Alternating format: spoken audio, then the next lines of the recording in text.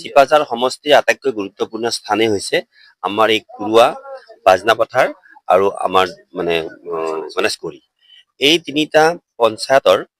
বাবে বা জনসাধাৰণৰ বাবে আটাইতকৈ ভাল খবৰ এয়ে যে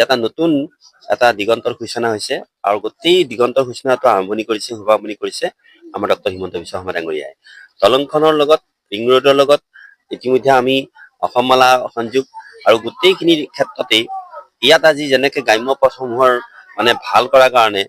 যিটো ব্যৱস্থা, এই ব্যৱস্থাটো আমি কৈছিলো যে যেতিয়া ৰিং ৰোডৰ কাম আৰম্ভ হ'ব তেতিয়া আমি গোটেই পথবিলাকতেই আমি কি কৰিম যে গ্ৰাম্য পথবিলাক আমি সুন্দৰভাৱে আমি ফেভাৰ ব্লকেৰে আমি কৰিব পাৰিম। তাৎপৰ্যপূৰ্ণভাৱে কিৰিংবৰী প্ৰথম কাম কিন্তু এই প্ৰথম মই জিকিয়ে মই কামটো আৰম্ভ কৰিছিলো আৰু কিৰিংবৰীৰ যিখিনি আমাৰ মানুহ আছে মানে যিখিনি আমাৰ মানে থলগিৰি আছে সেইখিনি ক্ষেত্ৰত মই এটা কথা ক'ব খুজিছো যে ইয়াত যিটো নেকি আমাৰ ৰঙামাটিৰ পৰা একেবাৰে কুৰুৱালৈকে এই মথাউৰিটো আচলতে আমাৰ এটা চিষ্টেমত আছে যে সেইটো কি হ'ব লাগিব যে মানে গাড়ী যোৱা মানুহ যোৱা এটা পথ সুন্দৰ পথ এটা হ'ব আৰু ইতিমধ্যে কিছু কিছু অংশত হৈছে, এতিয়া অলপ বাকী আছে। সেইখিনিও এইবাৰ কৰাৰ কাৰণে আমি আৰম্ভণিৰ পৰা সেইটো প্ৰচেষ্টা আমি কৰি আছিলো আৰু সেইটো কথা মই কৈছিলো যে পথছোৱা আমি কৰিব নোৱাৰো, সেই পথছোৱা কিন্তু চৰকাৰৰ মানে এটা ইণ্টিগ্ৰিটি অৰ্থাৎ মানে ইয়াত PWD আৰু আমাৰ মথাউৰি এই দুটা বিভাগৰ মাজেদি সেই কামটো সম্পন্ন কৰাৰ কাৰণে ইতিমধ্যে গোটেইখিনি ব্যৱস্থাই হৈছে আৰু আমাৰ কিৰিংবৰী বুলি নকওঁ, এই গোটেই পথছোৱা একেবাৰে আমাৰ কুৰুৱালৈকে এই গোটেই কামখিনি কিন্তু সুন্দৰভাৱে নিৰ্মাণৰ যোজাও চলি আছে। কিন্তু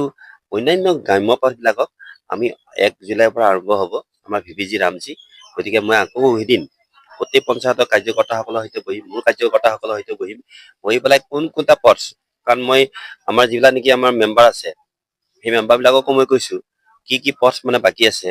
আৰু আমাৰো কাৰ্যকৰ্তাসকলক কৈছো কি কি পথ বাকী আছে, কি কি মন্দিৰ বাকী আছে, কি কি কাম বাকী আছে, এইখিনি যদি মোক মানে প্ৰণালীবদ্ধভাৱে দিলেতো কামটো কৰাৰ কাৰণেতো আমি যথেষ্টখিনি আগবাঢ়িছো, এতিয়া একো সমস্যা নাই। গতিকে মন্দিৰৰ প্ৰত্যেকটো মন্দিৰতে এতিয়া আপোনালোকে গমেই নাপায় যে ইতিমধ্যে 965টা মন্দিৰ একেবাৰে 21 চনৰ পৰা আমি নিৰ্মাণৰ কাম আৰু পইচা দিয়া কামো আমি কৰিলো। কৰবাত হৈছিল নেকি এনেকুৱা কাম? এনেইতো মানুহে নেতিবাচক কথাবিলাক কৈ মানুহক বিভ্ৰান্ত কৰে। সেইকাৰণে গজে কিছুমান কথা নুবুজাকে এতিয়া আজি এইটো মন্দিৰৰ কাগজখন হোৱা নাই বা সেইটো মন্দিৰৰ কাগজখন হোৱা নাই, হ'লেতো মই 3 লাখ টকা দিব পাৰো,